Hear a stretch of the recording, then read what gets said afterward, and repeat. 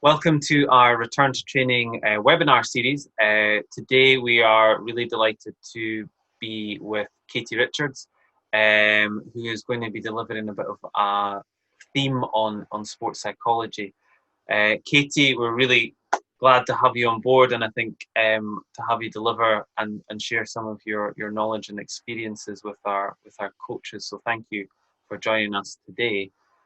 Just for those that don't know Katie, Katie was an international gymnast in her own right, so comes to this topic with a wealth of experience and knowledge in gymnastics, but also thinking more about the sports psychology side.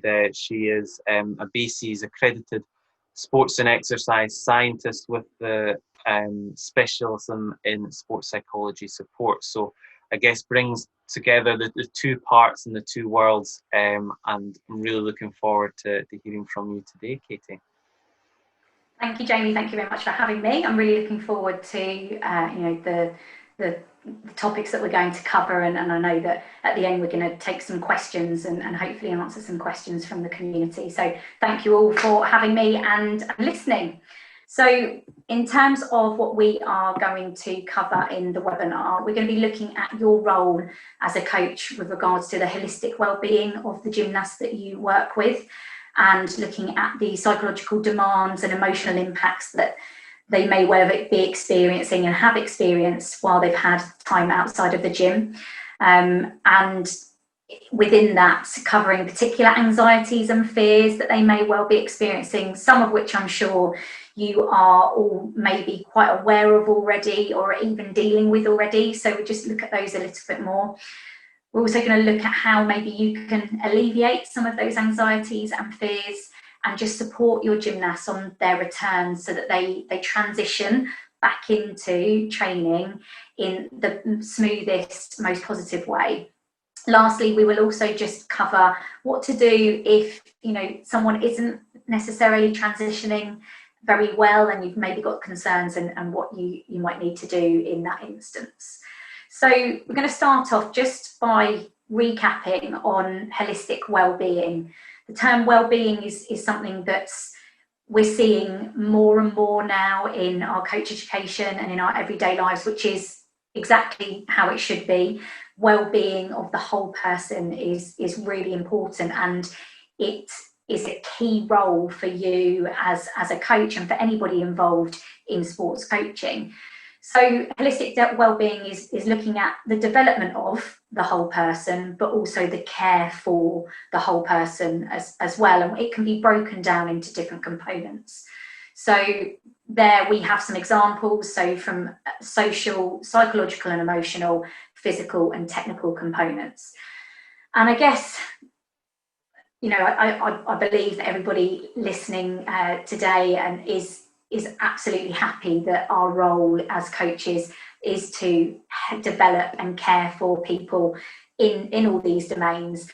And it may be that prior to the pandemic, we may well have felt very, very comfortable that our training was looking at physical and technical, maybe more as a priority, with then also the social, the psychological and emotional areas covered as well as. I think probably at this point in time, we need to be more conscious of the social, psychological and emotional areas and just make sure that we are really ensuring that they're being focused upon, as opposed to them maybe sometimes being kind of byproducts of the activities that we do. They probably need much more focus at the moment.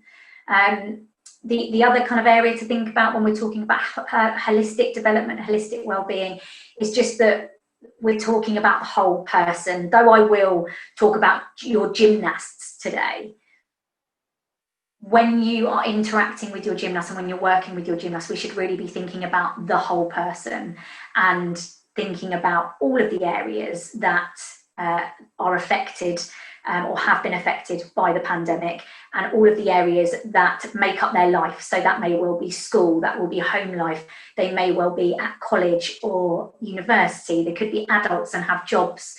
So it's looking at all of the different aspects that fit their jigsaw puzzle, really, that make up who they are. And that's really important, because that can help people, and may well have helped people manage the pandemic well, if they have got good identity development and we've looked after their whole person, but may also help us understand why some people have not dealt so well with the lockdown and with the pandemic. So that's just a bit of a reminder, really, of kind of where our role sits, and in particular that we need to be really focusing on the social, the psychological and emotional aspects at this point in time, just because of the current circumstances. So one of the things that, just to lead us into the content to start exploring, is just kind of thinking like, well, how do we do it? There's endless possibilities, really, with how we ensure the holistic well-being of the people, the gymnasts that we work with. And if we kind of look more globally, it's really ensuring that we create an environment that focuses on all those aspects. So does my environment that I create as a coach impact the physical and the technical, but also the social, psychological and emotional well-being in a positive way? And are there any times where I'm maybe not focusing enough on those areas, or are there any times where actually the environment I'm creating is having a negative impact on those things? So it's just being aware of the environment and its influence on those components.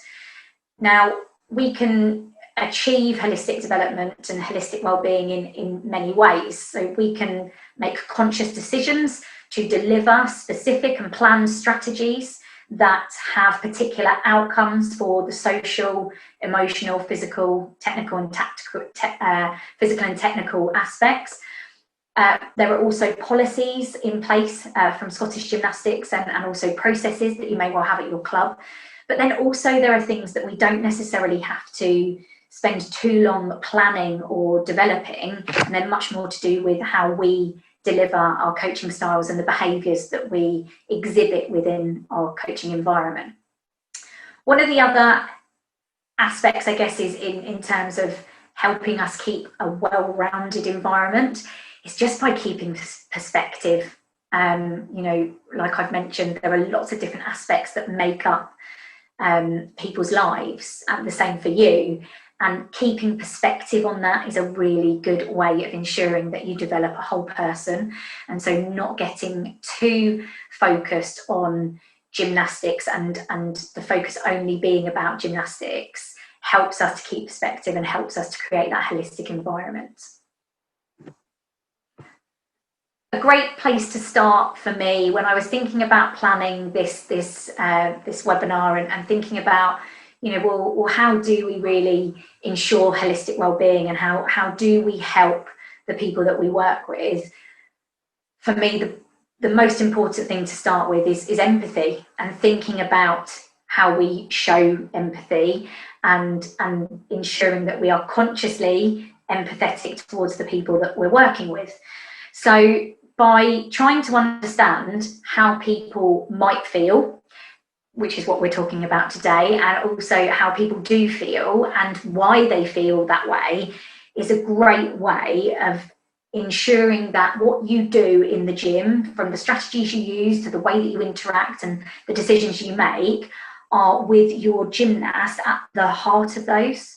And if you can put yourself in their gym shoes, sorry, that was me trying to add a bit of humour to my session, but if you can put yourself in their shoes and you can see the world from their point of view, it really can inform what you do, and it gives you rationale for what you're doing. You can explain and engage with people about why you've made decisions and just, why you've planned things the way that you have. And let's not forget about you as well. This is a daunting time for you as coaches. By thinking about where your athletes are at and how they're feeling and why they might be feeling that way, and then making decisions based on those things, it's going to give you much more confidence in what you do, which is going to make you much more effective. So having empathy for the people that you work with not only will make you more effective, but will also help you to do it in a way that is far more comfortable and rewarding and motivating, because you're more likely to be successful and positive in what you do. So for me, empathy is a massive one. And, you know, if we can just spend a little bit more time looking at that, then that should really just help you, because a lot of the strategies and what you do is about your creativity, but it's about what you do beforehand to inform those strategies. So I think a great place to start is just thinking about, well, how might your gymnasts feel and why? So we're going to focus mostly on the gymnasts, but I'm sure as we talk, my mind will wander off to other stakeholders as well, which we'll discuss. So I'm sure you've probably spent a lot of time already thinking about this. I know that the documentation that's come out already from Scottish Gymnastics on the return to training has tried to address how people might feel from both a psychological and a technical and physical perspective as well.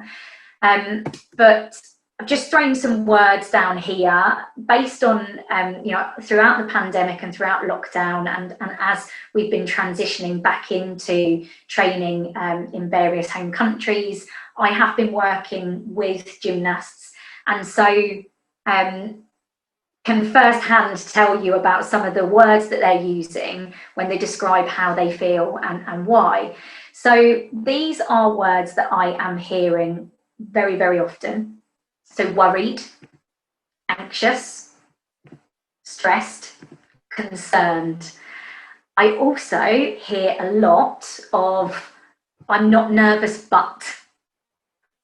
And usually I'm not nervous but, or I'm not worried but, is due to a underlying embarrassment, because we live in this world, in this society where we believe that we should have everything nailed. We believe that we shouldn't experience negative emotions. There are certain emotions in our society which we label as good emotions, bad emotions, positive emotions, negative emotions, emotions which might allude to you being weak in character.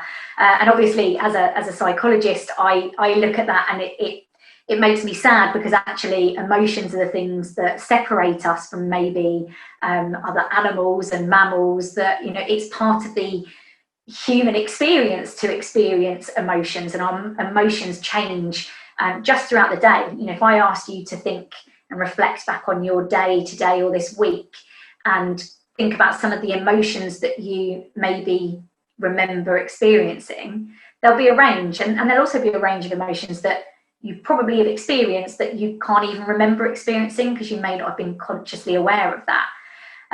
But for some reason, gymnasts and humans alike can often be embarrassed to admit that they are worried. And I think that, for me, straight away brings up warning signs for me, because my gymnasts or your gymnasts are not going to necessarily walk into the gym and say to you, hey, I'm really nervous about this. They're not, unless they're very open, unless you've got fantastic coach-athlete relationships, they're not going to do that. So you may well find that parents inform you with how your gymnasts are feeling, but it may also be that you are going to need to work on exploring that, and that's something that we'll cover kind of later on. But so these might be how they feel, or might be how they describe how they feel, and that's understandable. So if I pop up this list now, and this is us getting into the shoes of our gymnasts, why might they be anxious, worried, stressed, concerned? Well, a lot of gymnasts are concerned about the potential loss of technical skills and physical capabilities and qualities. Those things are really measurable. Before lockdown, I could do this. Before lockdown, I could do this many of this. You know, so they've got those past experiences which they're able to reflect on. For some of you, you may well have been using training diaries, training apps, where they've been able to kind of log things. You may be doing badge and proficiency schemes where there's been checklists. So they know what they used to be able to do, and so they are now concerned about that. Some gymnasts have absolutely really found positive benefits in terms of physical capabilities, maybe for example in core strength or in flexibility because of the home training that they've been doing. But there is no doubt that there will be some technical skill loss, because if you don't use a motor program, it degrades.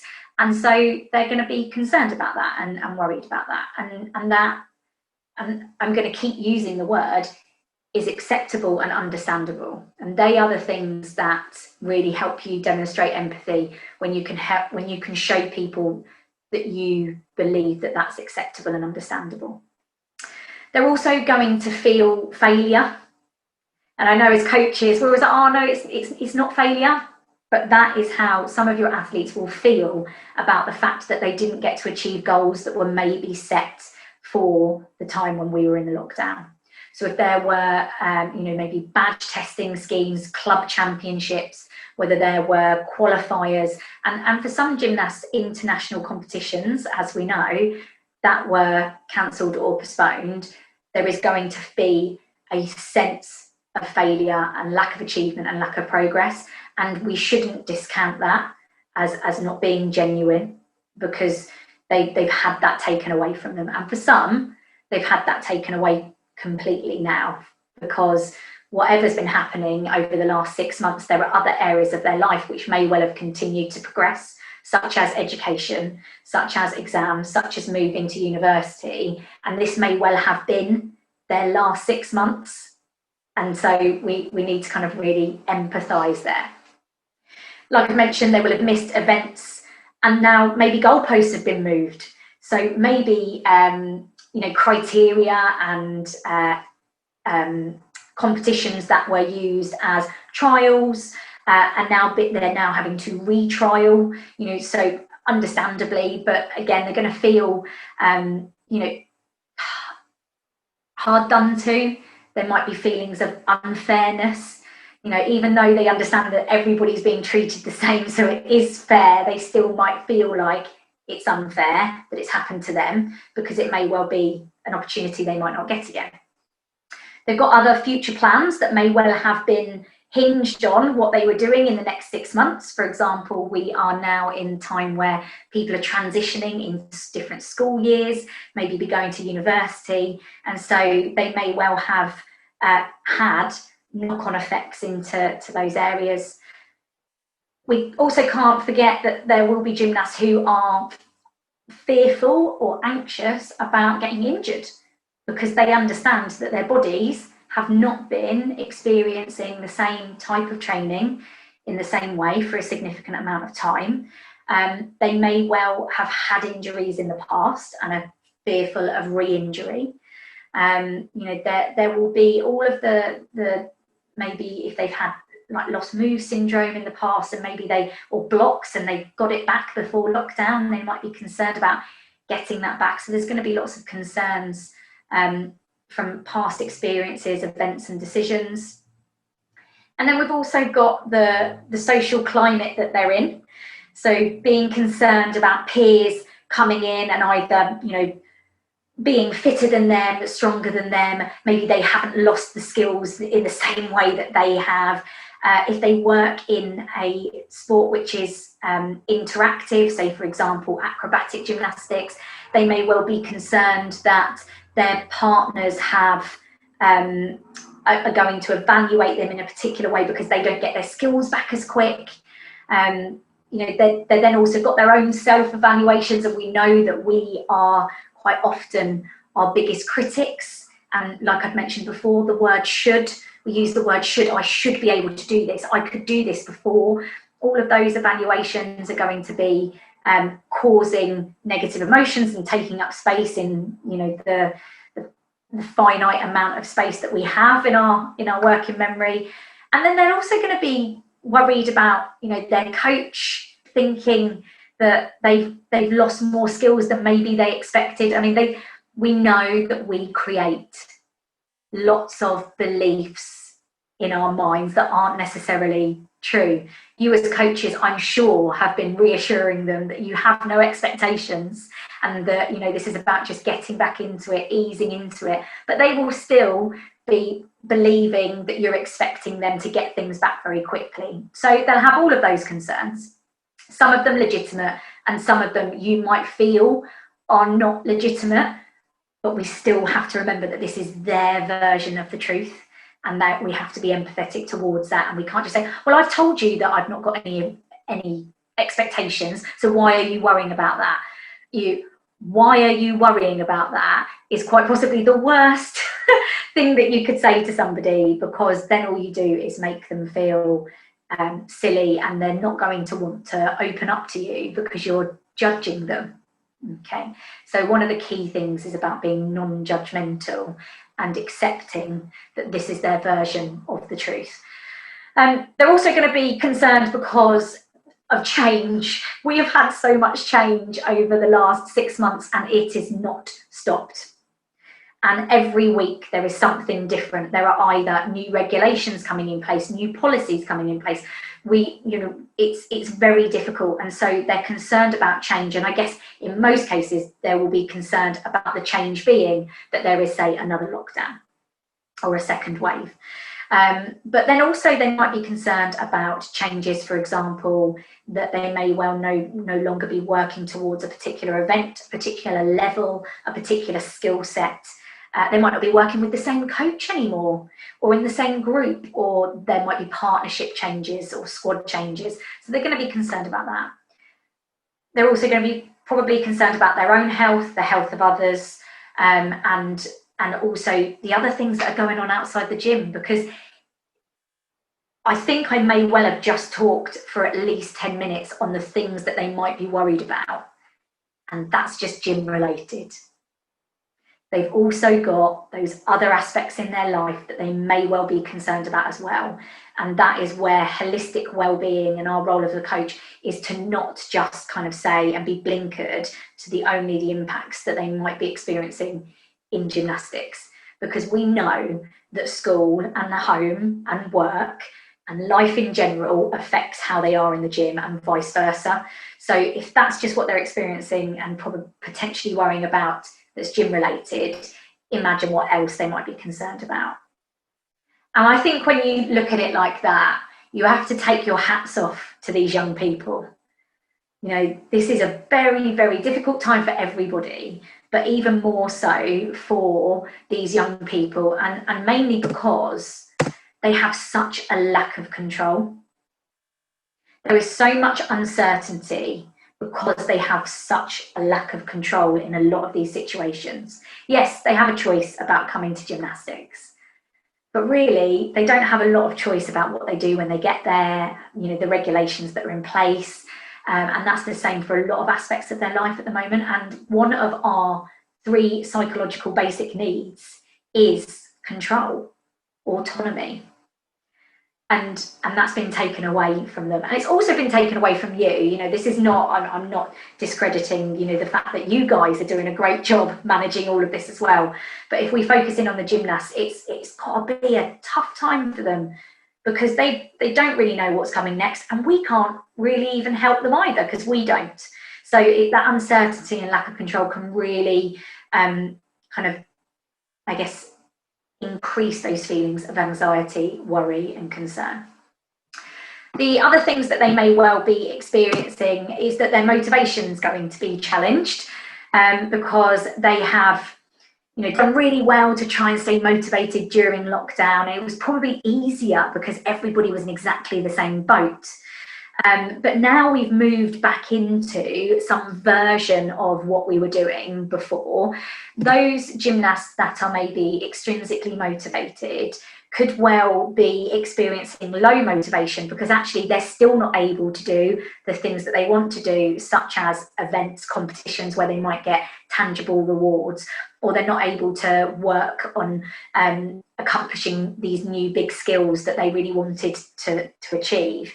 And but the same goes for the ones that are intrinsically motivated because they might have this passion for gymnastics and developing new skills, but actually aren't getting to are only doing a very small version of what they were doing before. So that kind of love for the activity is potentially dwindling because they're not getting to do that activity in the way that they had. So, you know, it's motivation for everybody is going to be challenged, and that's something that we really need to work on and help those ones that are extrinsically motivated still feel like they're gaining some level of extrinsic reward and external reward. And for those that are intrinsically motivated, it might be about tapping in on their love for hard work and learning, but changing the way we do that.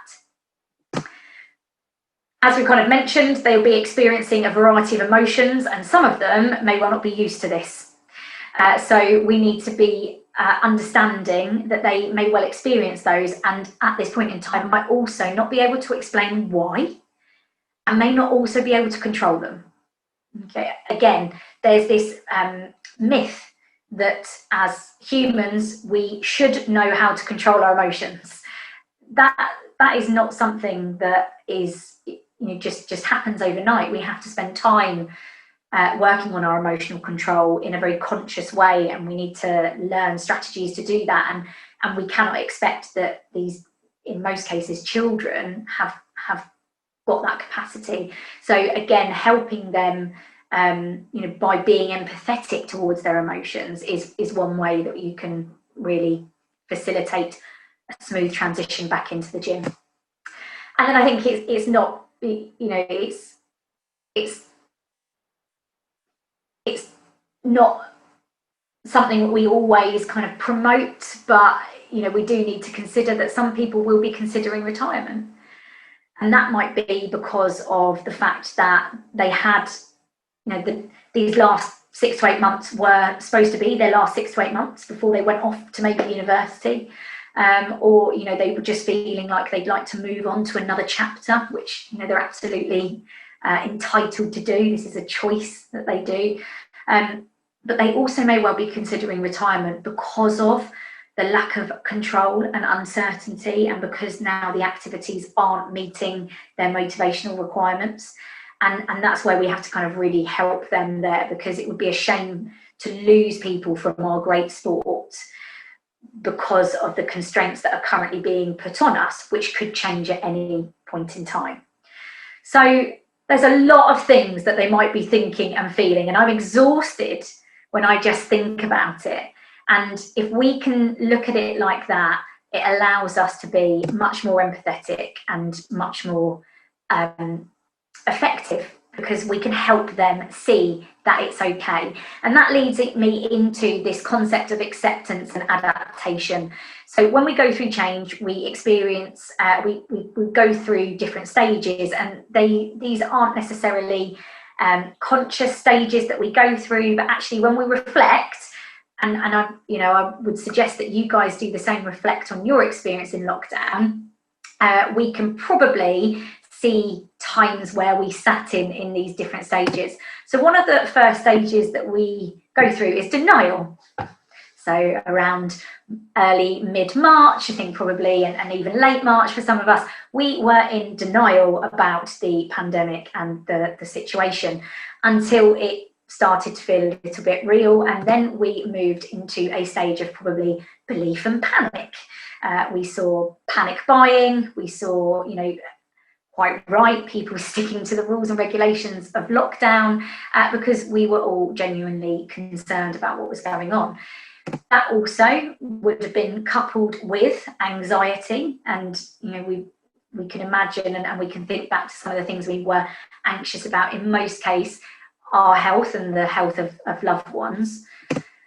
And then what we probably did after a period of time, and that time is unique to everybody in terms of how long it takes, would have moved to a stage of acceptance, where we understood that, okay, well, this is how it is at the moment, and, you know, we need to now accept that and get on with it.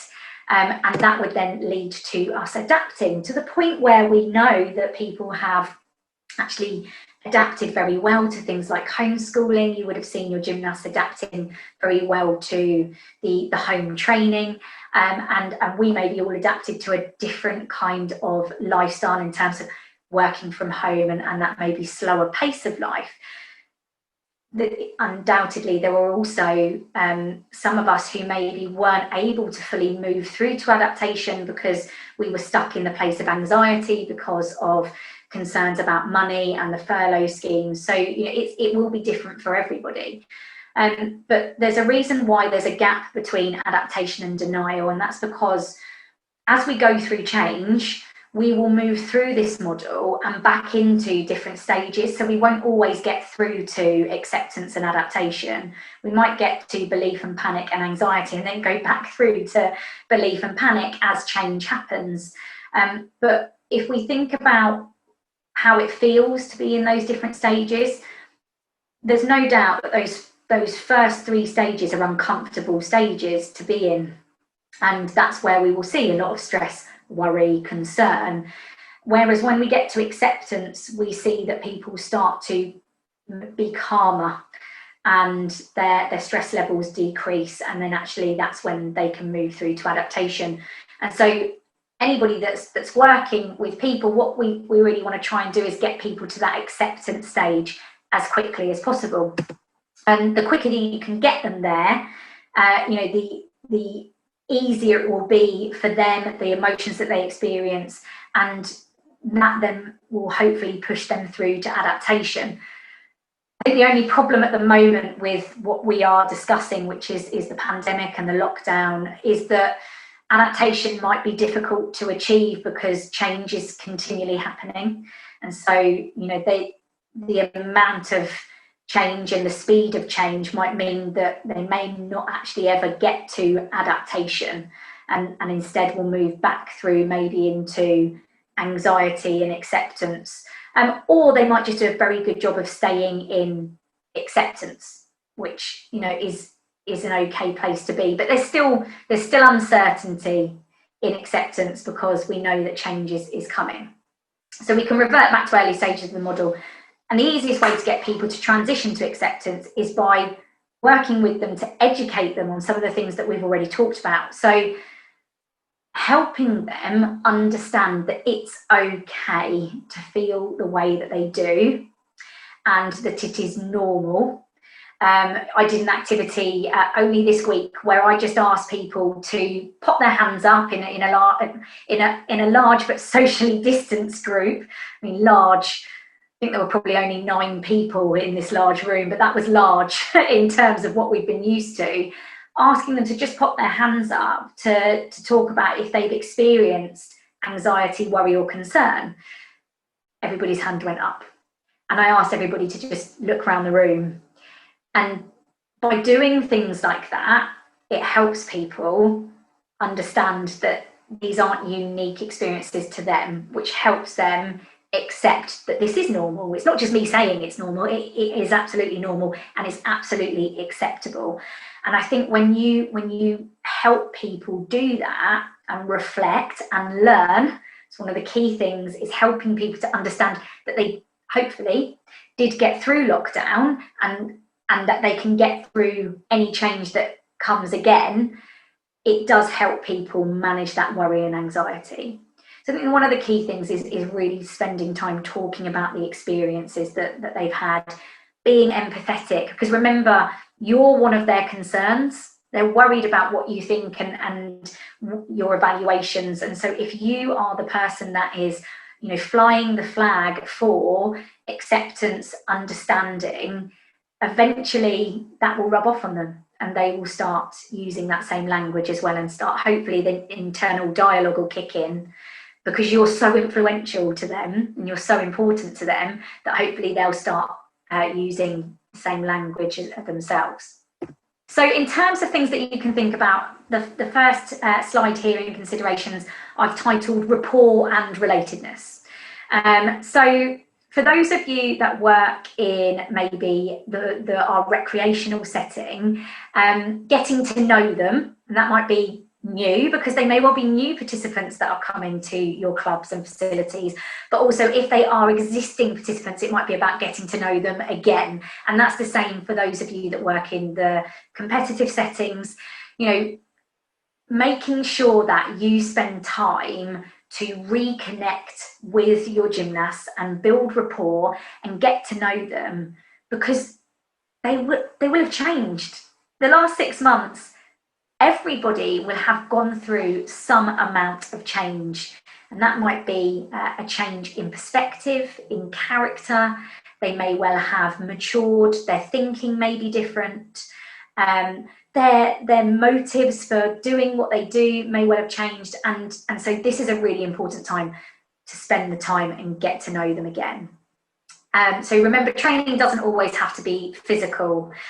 So you could be doing questionnaires and activities that could be virtual at home, or based in a more workshop classroom based, if you can manage the social distancing quotas and ratios. But, finding out about them, finding out their likes, their dislikes, their goals, what else is going on for them, that would be the key in terms of that holistic well-being. Understanding how lockdown was for them. So in most cases, when I've spoken with gymnasts, actually they've done a fantastic job at accepting and adapting during lockdown. But there is always the odd one that did have a more difficult time, and it's important that you give them the opportunity to express that.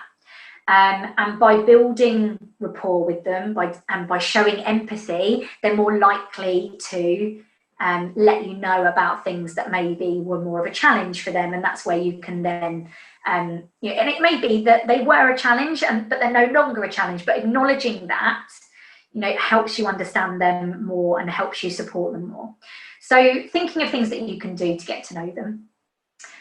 Additionally, having activities that allow for the relatedness between your gymnasts.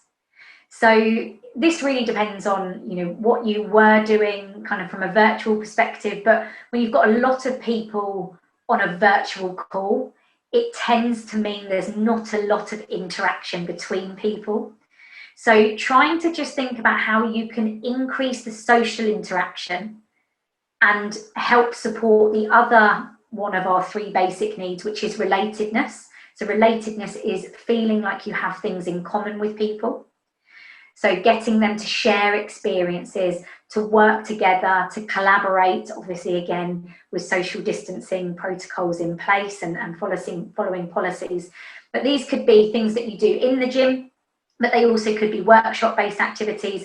They could be virtual, home-based, collaborative activities. If you're not back to full training, could one of your training sessions be a collaboration activity that they have to do at home, where they maybe have to research a particular gymnast or a particular event, or something that isn't even gymnastics related, but that gets them to work together and connect with people in their class and people in their squads. The next strategies and considerations are thinking about educating and exploring. So educating and exploring, first of all, the lockdown. It's really important that we don't just find ourselves moving into this new transition back into the gym without acknowledging that lockdown happened and the pandemic has happened.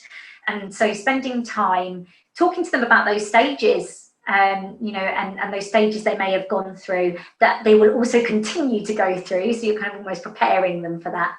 And exploring their thoughts and feelings over the last 6 months. You absolutely do not have to be a trained psychologist or sports psychologist to ask people how they found it and what they were thinking and what emotions they experienced, because you are a human as well and you experience those things too. So just getting them to open up a little bit and raising their awareness about how they managed those things, and and hopefully if they were kind of successful in adaptation, making sure you use that as a learning and teachable moment so that they know that they've got those strategies to hand. So next time change happens, they can apply those same strategies. So help that personal growth. Help them identify what worked and maybe what didn't work. There will be some strategies and some things that your gymnasts and certainly we may have engaged in which were probably maladaptive and not very good for our mental well-being.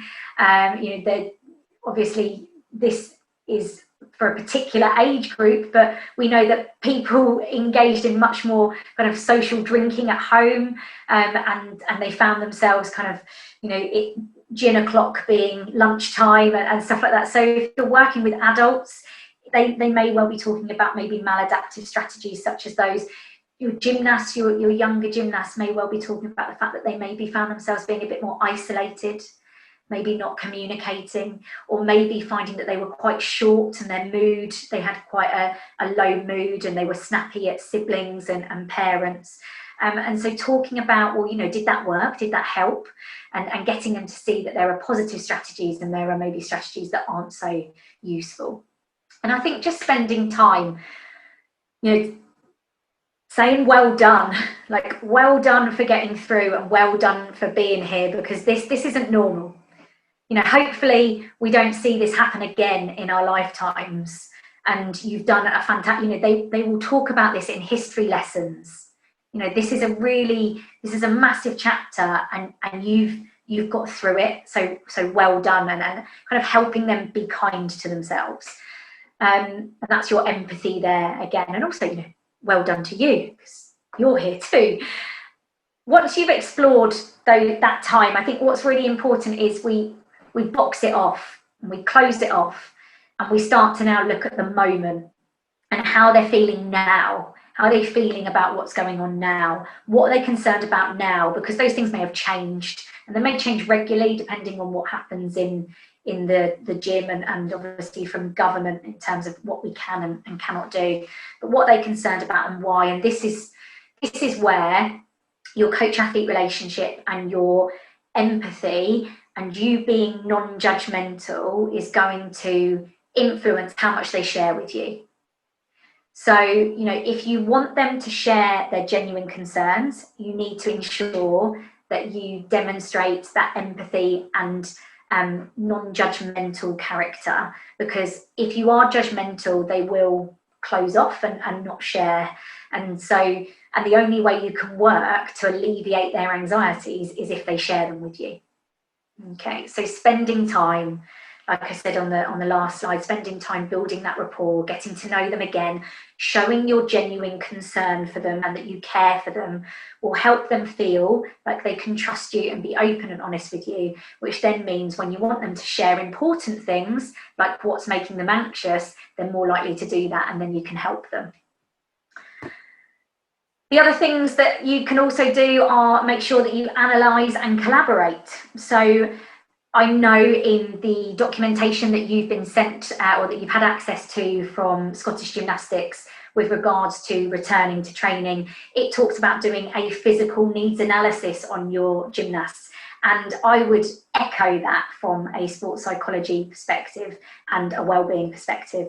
So doing a needs analysis where you are trying to understand, okay, well, where were they at? And where are they at now? And, where are their needs? And obviously this is going to be really different for the different contexts that you're in and even different disciplines that you're in. But if you're in the recreational context, it may well be looking at not only what they were doing from a gymnastics point of view, but also what was their character like? What was their personality like? How would you have described them before lockdown? Were they bubbly, smiley, happy, cooperative? And what are they like now? And the same goes for those of you that maybe have worked quite considerably over lockdown still with your gymnasts. How would you have described them before, and how would you describe them during and now? Now, you need to observe for a number of sessions. The first session, though you might have some concerns, what I wouldn't say is kind of that you should make any kind of decisions or put people in boxes after the first session. We know after the first session there's going to be a lot of apprehension about coming back because they're not sure what's going on. So over a few sessions, make observations. And if after a few sessions you've seen change, you then need to act appropriately. So, if the change has just been that they maybe look like they're lacking motivation or confidence, that might be where you need to talk to them, work out what it is that they're worried about, like I've mentioned on the last slide, and what can you do to help. What might they need? You know, if they look like they're maybe not as interacting as well as they were with their peers, why might that be? Might that be because actually they come from a single child home, so maybe they haven't had that much social interaction during lockdown, or maybe they're really concerned from a health perspective, so they're making sure they stick to very strict social distancing measures. You know, what is it that's going on for them? And that's where talking to them will really help. But that will only help if you have developed rapport, demonstrated empathy, and been non-judgmental, so that they feel that they can talk to you and open up. Remember, I mentioned to you about this concern that we often have about being embarrassed about our feelings. Okay, so people need to feel like they won't be embarrassed sharing with you. The other thing you need to do is try and gather information from as many different sources as you can. So using parents and carers and peers and siblings and other people that have interacted with them to just really understand where they're at. But just starting to look at their character, their personality, their behaviours, and because remember when we started, we were talking about holistic well-being. It may well be that when you're looking at them doing the physical training, they're doing absolutely fine. You know, maybe they haven't lost a lot of strength and they haven't lost a lot of flexibility. And actually the physical stuff is a nice trajectory over time. And maybe what they need is more social intervention. They need more praise and encouragement. They need you to help them understand that it's going to be okay, and they're doing a great job. So just trying to work out what they need there. I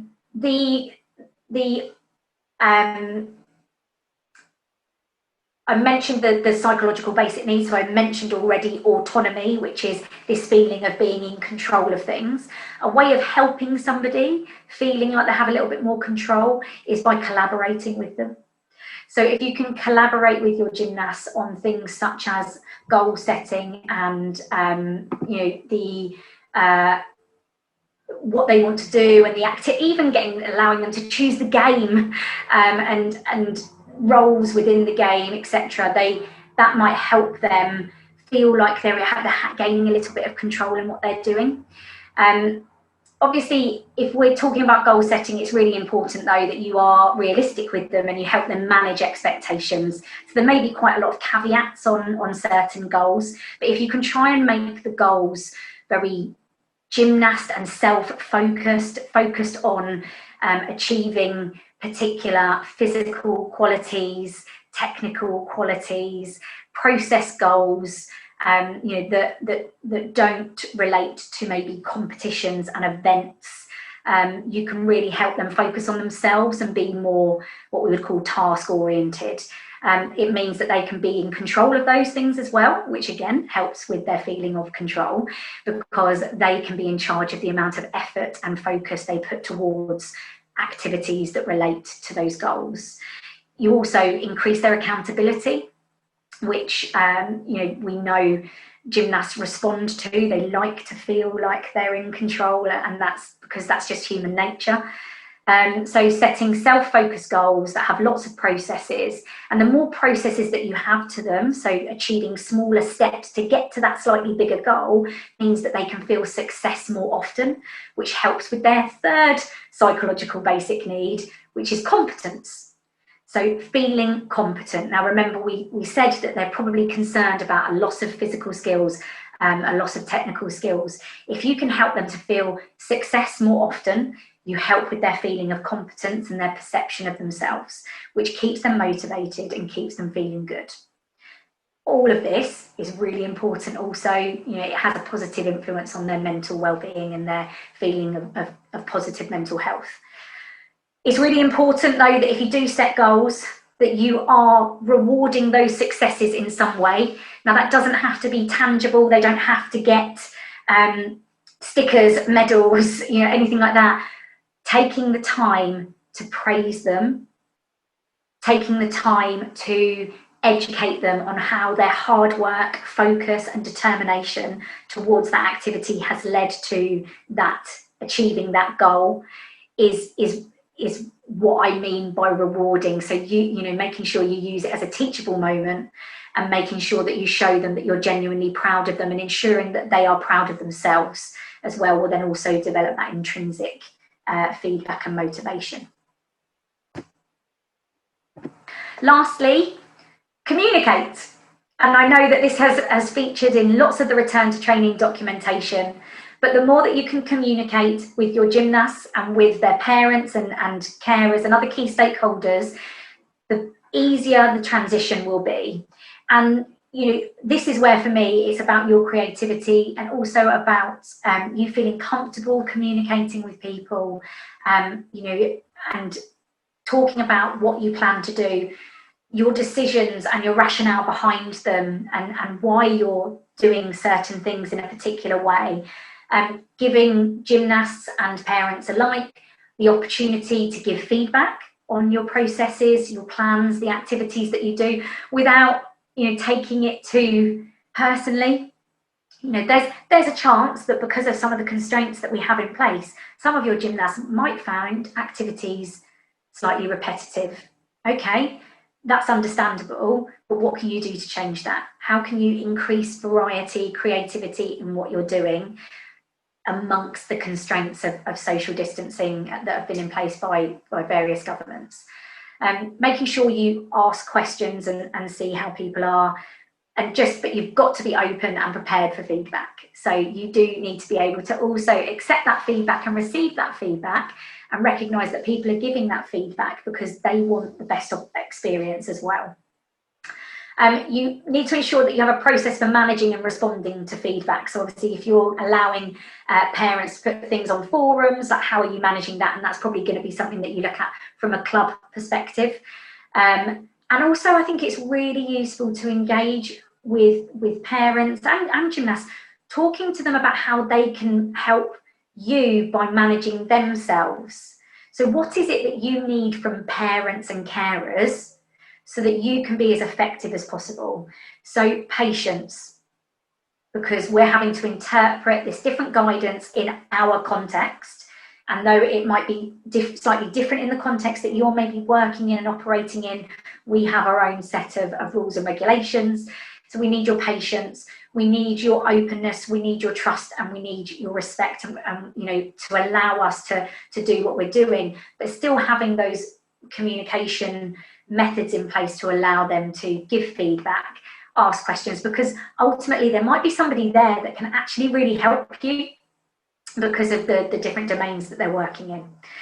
But you know, really, and also thinking about how they talk to their gymnasts. So, you know, avoiding maybe kind of saying things that might make their gymnasts anxious or nervous about what's going on, and you know, just making sure that they are being positive and calm as well at home.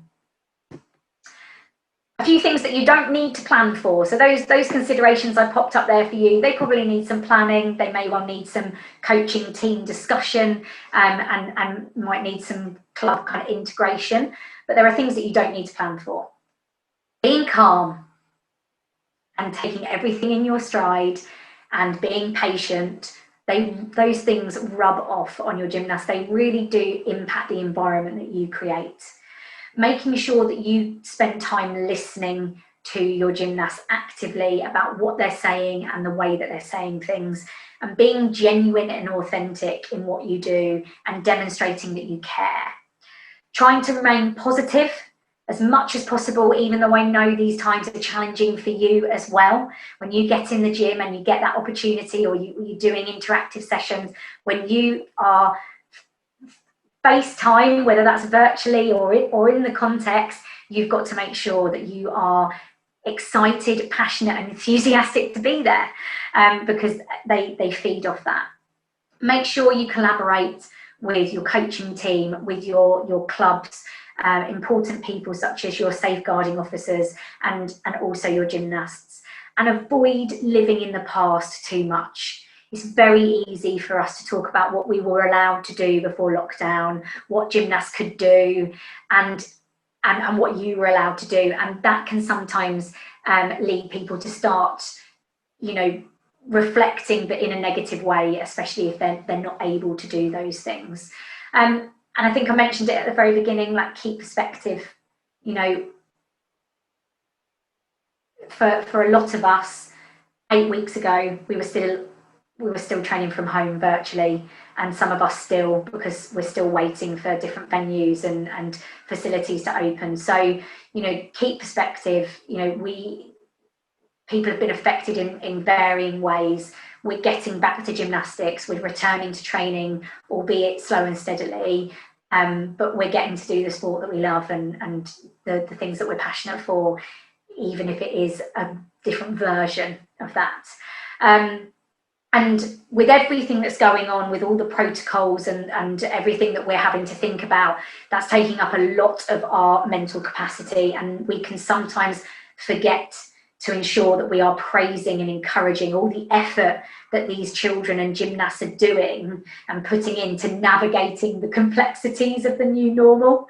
And so make sure you spend time reminding them of what a great job they've done by just getting to the gym and getting through a session where they have to be a certain distance, where they're having to have new protocols of cleaning and sanitizing, and that they're doing a great job at the hashtag new normal. So that's something I think that we could really make sure we don't forget, because we're trying to follow so many processes and policies.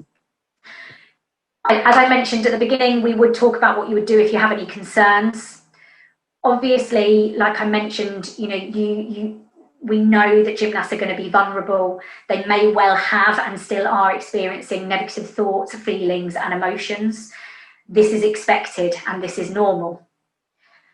What we need to do is ensure that we are trying to educate people and help them understand that you know, having these dips in emotions is normal with everything that's gone on.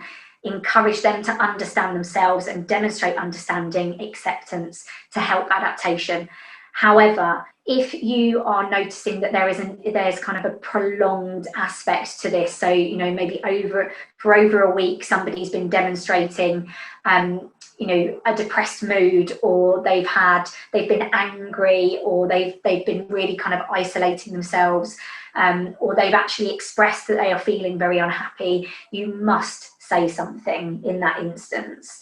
And you all have your own protocols at your facilities, but the first protocol would be your safeguarding officer explaining what you've observed or what you've been told, and obviously also making sure that the parents are brought in, because they may well actually be aware of it, and they may well be actually already dealing with it, and there may well already be some intervention at the school, and maybe they just haven't updated you. But if they weren't aware, they're then able to act appropriately, and then you would probably be asked by your safeguarding officer to monitor it. Your safeguarding officer obviously has the training required to give advice and take the next steps, but it is important as well that you offer advice in terms of where they can get support. You shouldn't be offering advice on how to manage potential mental health diagnoses. That's not your role, but your role is to observe, highlight what you've observed, and then monitor and work with people appropriately.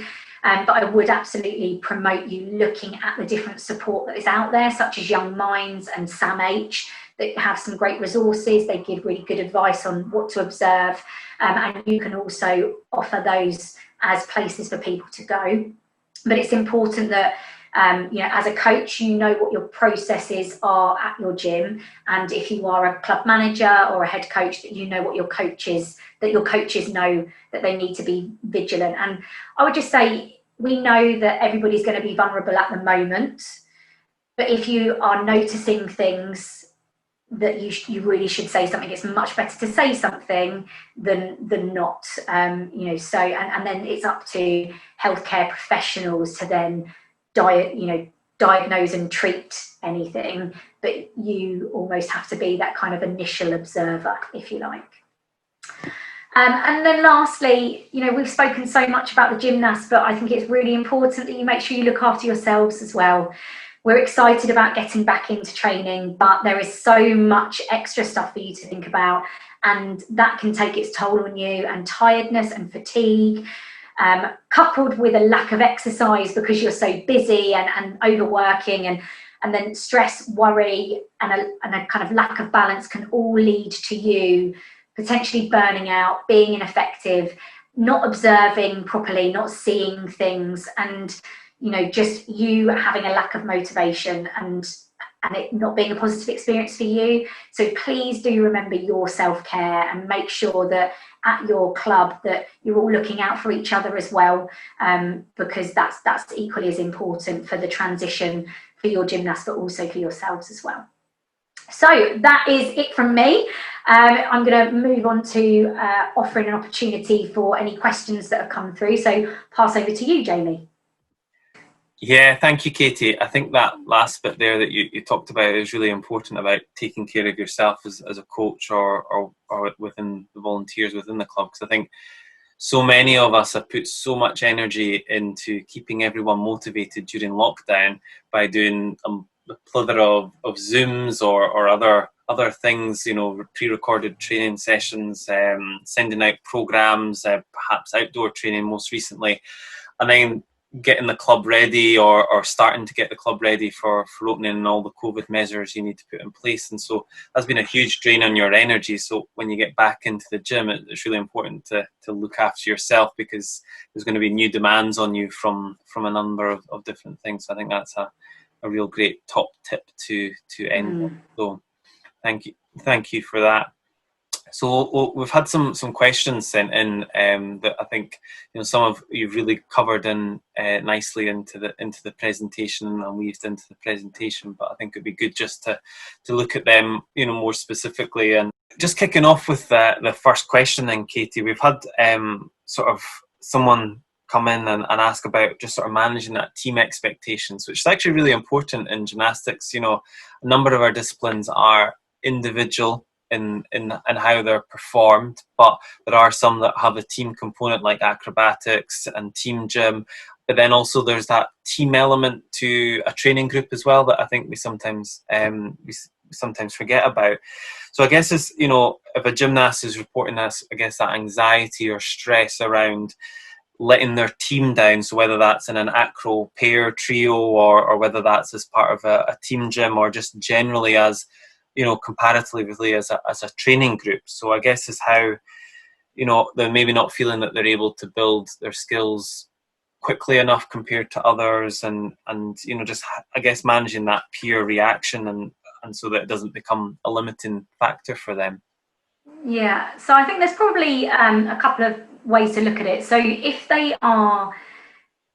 it's a concern that they have, but actually from your perspective, it's a legitimate concern for them, but actually from your perspective, objectively, you don't believe it should be a concern because you're not seeing any evidence of it.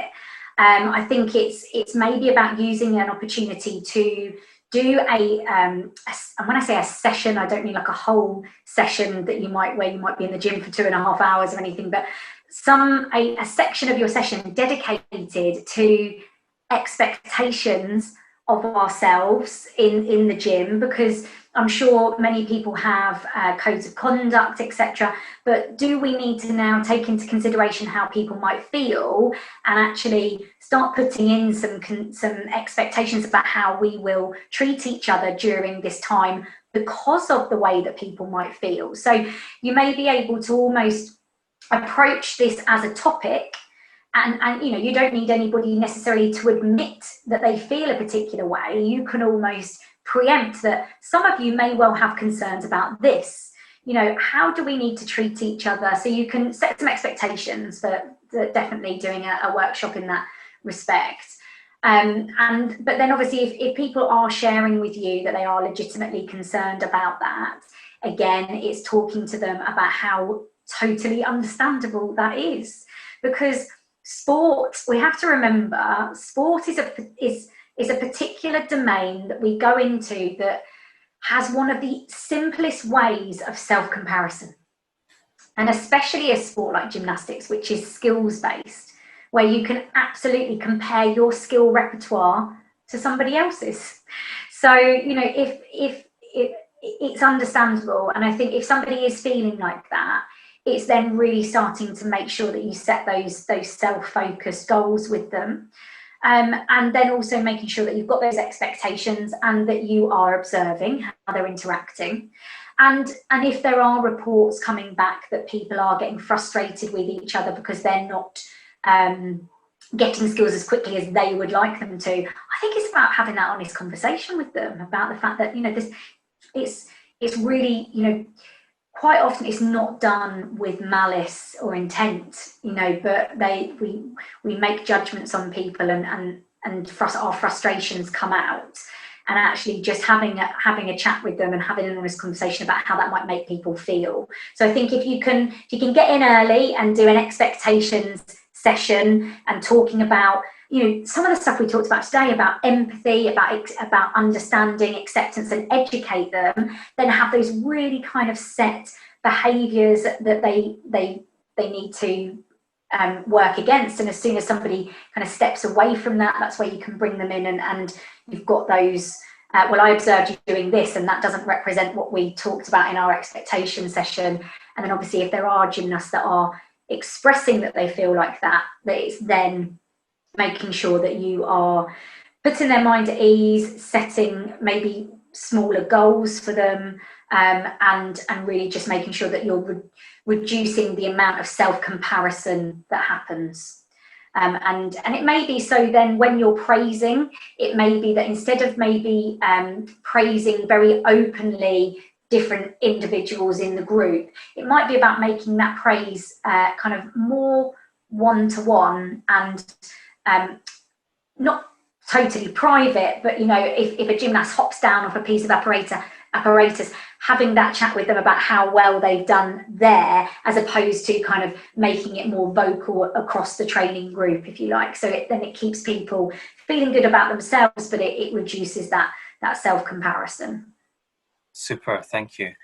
And so the next one probably links quite nicely into that, and I guess is, within our return to training guidance, we've talked quite a lot about sort of defining that general fitness that, and that we may have improved on during lockdown because we've been working really hard or we've worked on development areas and things like that. And then the gymnastics fitness or the readiness to get back into the gymnastics specific stuff back onto the apparatus, so that we might have a gymnast that feels really ready, really strong, and really, improves in their flexibility, and so they think they can jump straight back into the gymnastics. And we all know from a physical side and a physiological side that's not possible, and it has to be gradual. And we maybe try to have that conversation. They might see some of their friends down in another gym or in another part of the UK or across the world back in the gym and maybe several weeks ahead of them because their gym's not been able to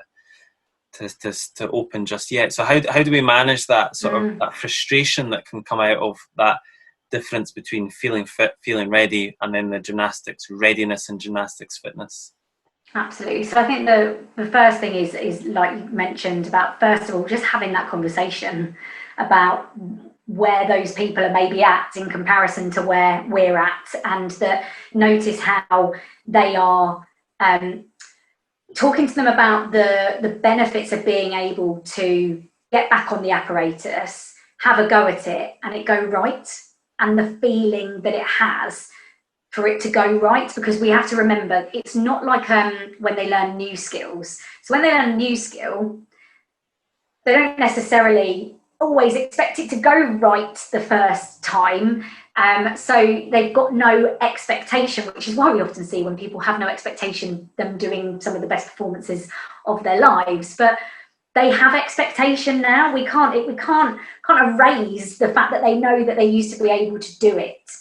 So they're coming into this with so much more expectation. So talking to them about the fact that if they try it and it doesn't go right, that would have worse kind of negative effects for them psychologically, because then they start thinking like that they're not good enough, they're never going to get back. They could then apply that experience to every time they do a first of an existing skill after lockdown, and that could then lead to them being fearful of having goes of things, Obviously, there's then the risk of injury, like you've mentioned, which would then put them out for at least another 6 to 8 weeks again. So it's educating them on why, though this is frustrating and I empathise with you, these are the reasons why, and you cannot tell me that these reasons aren't justified.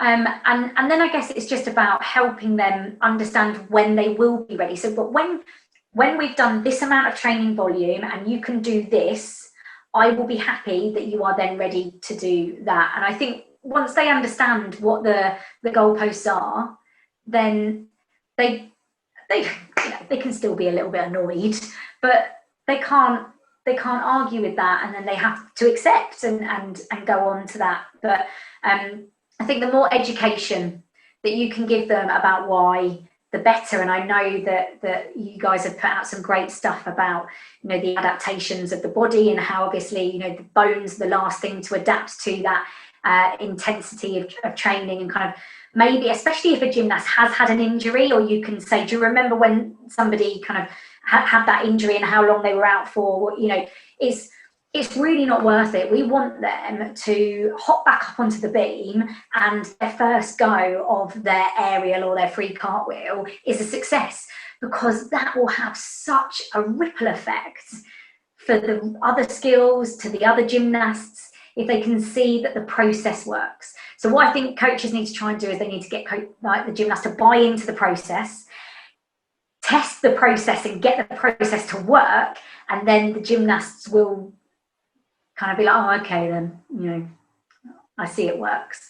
And I think it's likening it to, you know, remember when we learnt this new skill? Do you remember how we did all of this stuff beforehand, and do you remember how it worked? This is exactly the same process, just done slightly differently. But there'll always be frustrations, you know, and you can't eradicate them, but it's about accepting them, helping them manage it, and helping them rationalise things and be objective in their own heads. Super. And I think this next question kind of almost as a link into that, or maybe a subset of that, is that, you know, certainly within our return to training guidance, we talk about, you know, sort of the different stages of sort of that, you know, that gradual and progressive return. And I guess we talk about that sort of initial return back in the gym being about going back to basics, you know, focusing on brilliant basics. And we know for some gymnasts that will be frustrating, because, you know, before lockdown, we know there was those gymnasts that really wanted just to keep on moving on to the next thing, and you know, never really wanted to focus on execution or basics, and just always wanted to do the next thing, and was just sort of an eager, keen being. And I know you talked about expectation and you know, forgetting about, I guess, the, you know, not talking about the past as well, which links into that. So I guess is how do you manage, I guess, that situation with a gymnast or a group of gymnasts that, you know, really don't want to go back to the basics, and help them understand that's part of the journey? Yeah, I think it's probably difficult depending on the context that you're in. So if you are in a context where someone may be thinking something like freestyle gymnastics, where execution is not necessarily a concept, maybe in comparison to you know, high performance competitive gymnastics, where it's got its own judge or judges, you know, there's going to be slightly different methods. So if you're working in a discipline, or you're working with people, like you say, who maybe aren't that concerned with execution, maybe this is an opportunity to start changing their perception of that stuff and trying to raise the importance of that. Because, you know, though we know that you know, execution in its own right, you know, has different levels of importance, we know that actually for you to link particular skills, get combinations, be able to add more twist onto a somersault, your execution really does influence the efficiency and effectiveness of the skills that you do. So, okay, you know, you may want to get the repertoire of skills back that you did have, but do you want to make your repertoire larger? Because if you want to make your repertoire larger, if we work on these things, that repertoire of skills will be better and you'll perform them better, which will allow you to then make that repertoire bigger. So it's all about getting them on board with the actual importance of execution. And, you know, just because they maybe don't see it as important, that's why maybe, you know, you could maybe say, do you remember that you used to really struggle getting enough height to change the the shape of a particular somersault. Well, that's because of your execution. If we can change that, so I think it's about getting them to buy into it, and getting them to understand that. Obviously, if you've got your gymnasts that are competitive gymnasts, they should really kind of understand that stuff. So this is where it's that, again, that if we can increase your basics and your brilliant basics, we increase your range of movements, we increase the opportunities for really interesting skill combinations, for interesting choreography. We might also increase your difficulty in doing that. So there'll be knock-on effects of being able to do this. And it's just getting them to really understand that, and that this is an opportunity for you to, you know, expand that repertoire. And also as well, it may be an opportunity to discover that a gymnast is more suited to a different discipline. You know, talent transfer within our sport, like gymnastics is phenomenal for opportunity for talent transfer. We have so many disciplines that this may well be a time for somebody to identify that actually they've got a real talent for a different discipline. That, you know, and I know it's difficult, and as coaches we want to keep our gymnasts, but actually if they show real talent for a different discipline, that it keeps you, if we think about long-term athlete development and our pledge to, you know, keep people in gymnastics and enjoying this sport for as long as possible. Well, maybe if you were as a coach feeling like they maybe weren't progressing so well before lockdown, is this an opportunity to look at different avenues? So it's just, I think it's about the way we sell it. It's all about the way we sell it, and we've got to redefine that. It's not going back to basics. Actually, this is golden time. I would love for us to be able to spend this much time on basics, because your basics really influence everything that you do, but because the competition season is often quite jammed, we don't get to do this. And so seeing that opportunity and just promoting it, I think is something to consider. Yeah, I think that's a really important part, is that, you know, we can, from adversity sometimes comes opportunity, but we've got to create that opportunity, and that is, you know, some prime time to actually just focus, and as we rebuild on some of doing our basics brilliantly. Absolutely.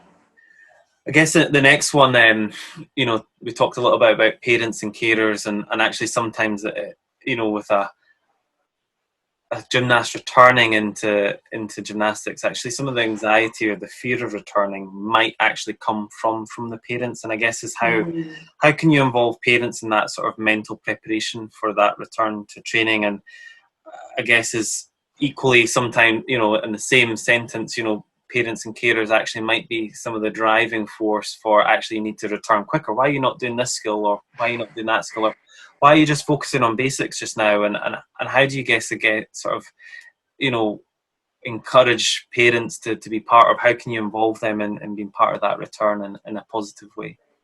Yeah, so I think obviously we've mentioned communication, and I mentioned about, you know, actually talking to parents and stakeholders about, you know, kind of what it is that you want from them. But I think it's really, we've got to think about how we do that. You know, when you've got the gymnasts in the gym, you have these conversations with them, you build them into your plan, you know, or an opportunity comes up for you to have those conversations. Whereas for parents, it has to be far more planned. You need to either have some kind of written communication or electronic communication, or you do some kind of parents meeting if you've got a large enough space. And I think sometimes we can be worried about parents because they may well ask questions that we're worried that we can't answer, or something like that, or they're going to kind of make us feel like we're not doing enough when we know we're really trying.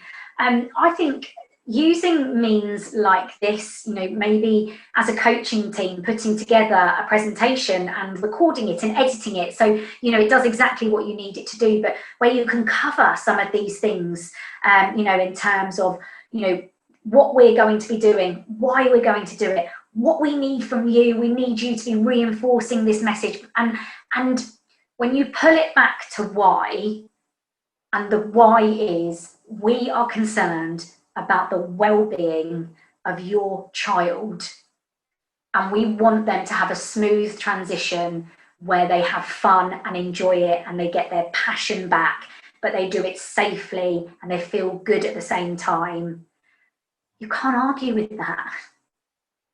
But then also, obviously, having that channel for feedback, that channel for comments needs to be there so that parents can ask questions. And then it's about, as a club, like, how do you kind of manage that? So having maybe some frequently asked questions on your website. But I think, having some kind of FaceTime with them where you can explain it and you can show them just how much thought has gone into this and how much consideration and how much care. I think that goes a long way, again, for getting buy-in from them, and you asking them to be reinforcing those messages at home.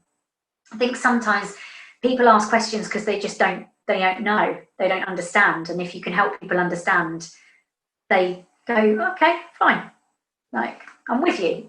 So I think it would take a little bit of time, but maybe while you've got it, this would be the perfect opportunity.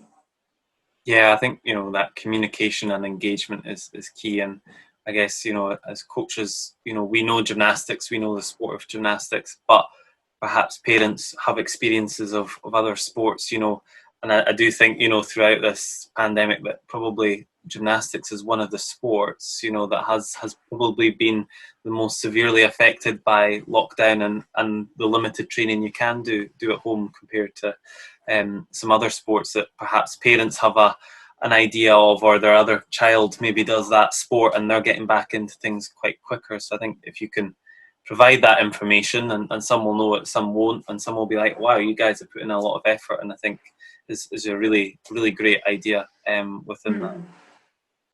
So the last two questions are probably quite linked, and one's looking at perhaps some of the older section of the competitive gymnasts and the younger ones, and I guess one of the questions was around sort of some of them are perhaps showing anxiety, particularly probably the sort of upper teenage years, and sort of with the last 6 months being so difficult, sort of the exams and sort of maybe getting into university and stuff like that. So actually it's maybe not about their gymnastics or getting back into their gymnastics training, but about maybe feeling isolated, not being with their friends or not being able to interact as perhaps they normally would. So I guess it's what support and can we offer or suggest to coaches in dealing with an anxiety with our gymnasts that perhaps is not related to the gymnastics training. I know you talked a little bit about that earlier. Yeah. So I think it's, you as a coach, it is about you demonstrating that you empathise, you understand, you're there to listen, and that you know to give appropriate guidance. I think that's one aspect. The other one is checking about who else knows and who else is involved, because obviously, it would be the parents' role if they're kind of under 18. When they become an adult, it's a little bit more difficult because they are obviously adults and they're accountable for themselves, but they might need your support to get the support that they need. It may also be that they just need to spend more time at the gym and be at the gym, and that actually by being at the gym, it starts to meet those social needs that they have. But I think just being able to listen, demonstrating that you understand, taking the time to ask them questions, setting up those planned activities with the outcome of social interaction.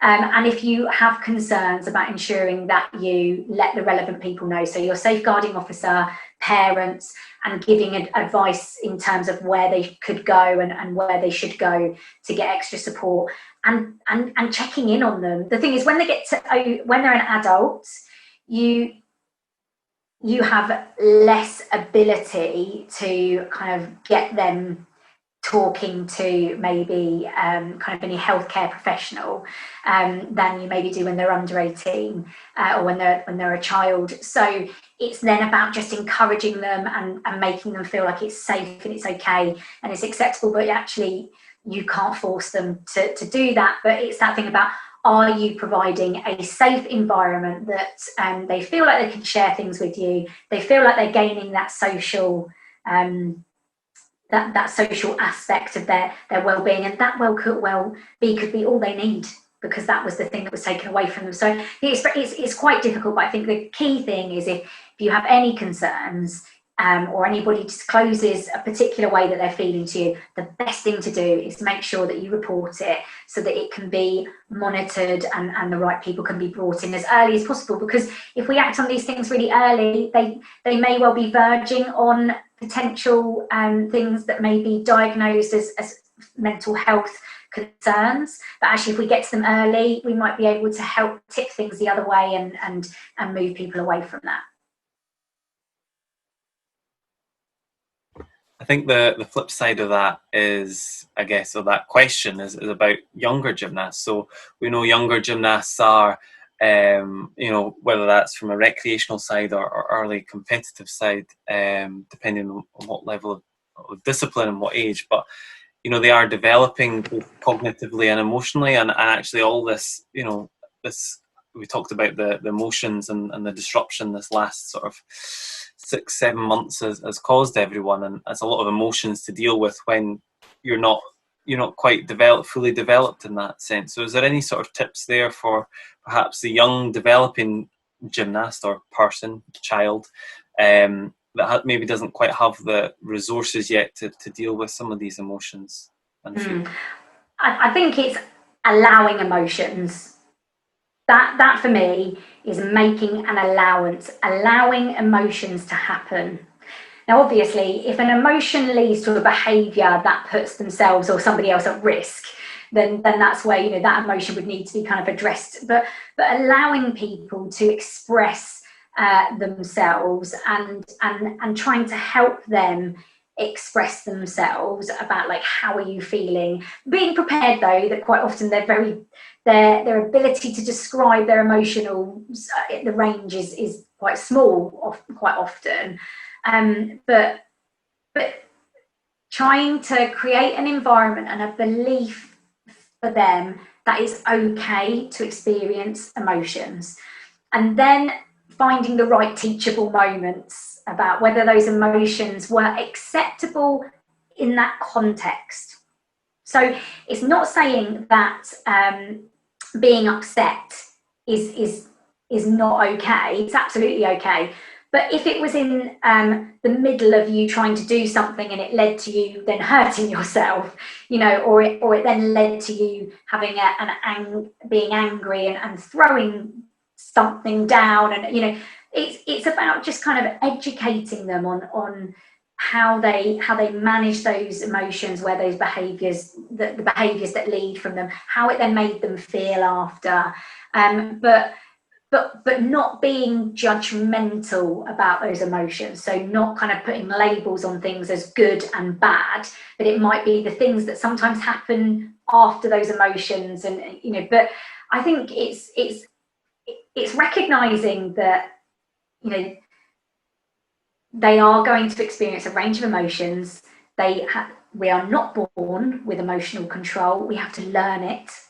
And the only way we can learn emotional control is by being allowed to express our emotions, and then openly talking in a non-judgmental way about that. And it may well be that you then have to kind of pass the baton on to parents to help them, because and they may well be working on that behaviour at home. So it's about them working as a partnership on that. Just it can't, we can't be judgmental, because there'll be emotions that they've never experienced before, or finally they understand what it is, and then that's where they can then start to work on emotional control. But we don't want people to have no emotional range. We want people to have an emotional range, but be aware of that emotional range, and know how to manage and control them in different situations. And I think that's a really challenging job as a coach. And so I think just by creating a space where they're allowed to have emotions, and that you use them as teachable moments, and that you make sure that you inform the right people about those emotions, especially if they were quite intense or they're fluctuating, so that they can be monitored and worked on as well at home with their parents, who are their responsible people, is key. Thank you, Katie. I think that's it's really important, both both sides of the coin, from from everyone, and we know that even when we talk about ourselves, what we've been through is, you know, as a person within all this as well, and think about actually relating that to how young people might feel, and that, you know, what you've talked about throughout the presentation of that empathy is really important. So thank you very much, Katie, for your time. I've really enjoyed, and I'm sure everyone that's watching will have enjoyed that, and taken something away that they can put into action into their own training, whether that's a return from, you know, from this extended period off that we've had after COVID-19, or whether that's perhaps in an individual scenario. It might be, you know, someone returning from a serious injury later on down the line. There's certainly some really useful information and tips to put into there. I think it's worth, for those that are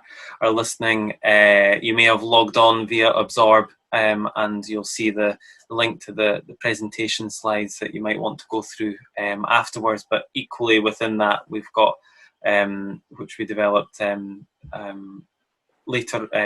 on, last year in 2019, we developed some resources on mental fitness that will probably sit quite nicely with this in terms of support for those, you know, and just getting that sort of taking care of yourself, some podcasts and stuff like that. So whether that's you as coaches or pinpointing that to gymnasts, there's some great tools on that, on a body scan and meditation as well, if that is something that you might find useful and want to explore. So thank you very much, Katie. Really enjoyed today, as I say, and thank you very much for your time. Well, thank you ever so much for having me on, and, you know, I hope that it's helpful, and I really enjoyed chatting to you, so thank you.